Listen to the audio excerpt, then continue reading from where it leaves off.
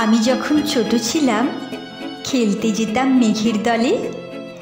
একদিন এক মেঘবালিকা প্রশ্ন করল কৌতূহলে, এই ছেলেটা নাম কি রে তোর?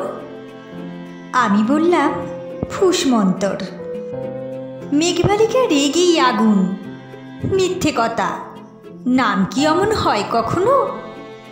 আমি বললাম নিশ্চয়ই হয়, আগে আমার গল্প শোনো। সে বলল শুনবো না, যা, সেই তো রানী, সেই তো রাজা, সেই তো একই ঢাল তলোয়ার, সেই তো একই রাজার কুমার পক্ষীরাজে, শুনবো না আর, ও সব বাজে। আমি বললাম তোমার জন্য নতুন করে লিখবো তবে। সে বলল সত্যি লিখবি?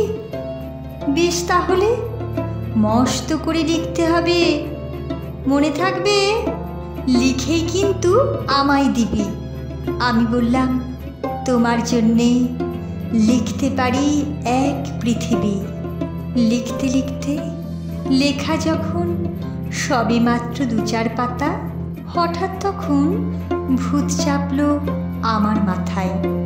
খুঁজতে খুঁজতে চলে গেলাম ছোটবেলার মেঘের মাঠে। গিয়েই দেখি চেনা মুখ তো একটিও নেই এ তল্লাটে। একজনকে মনে হলো ওরই মধ্যে অন্যরকম। এগিয়ে গিয়ে বলি তাকে, তুমি কি সেই মেঘবালিকা? তুমি কি সেই? সে বলেছে মনে তো নেই, আমারও সব মনে তো নেই। আমি বললাম তুমি আমায় লেখার কথা বলেছিলে। সে বলল সঙ্গে আছে, ভাসিয়ে দাও গাঁয়ের ঝিলে। আর হ্যাঁ শোনো, এখন আমি মেঘ নই আর, সবাই এখন বৃষ্টি বলে ডাকে আমায়। বলেই হঠাৎ এক পশলায় চুল থেকে নখ আমায় পুরো ভিজিয়ে দিয়ে অন্য অন্য বৃষ্টি বাদল সঙ্গে নিয়ে মিলিয়ে গেল খরস্রোতায়, মিলিয়ে গেল দূরে কোথায়, দূরে দূরে। বৃষ্টি বলে ডাকে আমায়, বৃষ্টি বলে ডাকে আমায়। আপন মনে বলতে বলতে আমি কেবল বসে রইলাম ভিজে একসা কাপড় জামায়, গাছের তলায় বসে রইলাম। বৃষ্টি নাকি মেঘের জন্য? এমন সময় অন্য একটি বৃষ্টি আমায় চিনতে পেরে বলল, তাতে মন খারাপের কি হয়েছে? যাও, ফিরে যাও, লেখো আবার।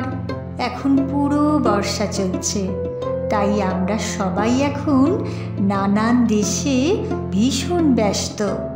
তুমিও যাও, মন দাও গে তোমার কাজে। বর্ষা থেকে ফিরে আমরা নিজেই যাব তোমার কাছে। এক পৃথিবী লিখব আমি, এক পৃথিবী লিখব বলে ঘর ছেড়ে সেই বেরিয়ে গেলাম।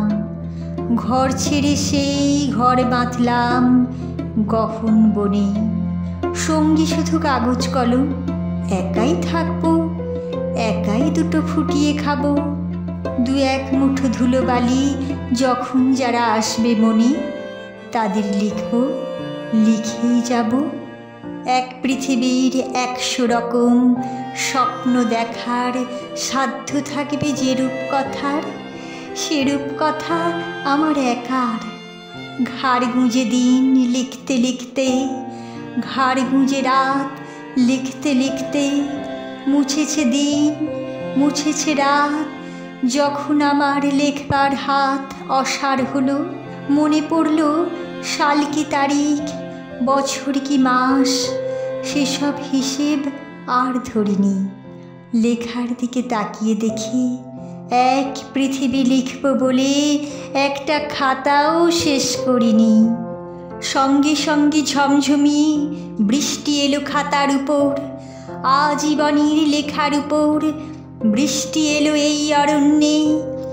বাইরে তখন গাছের নিচে নাচছে ময়ূর আনন্দিত।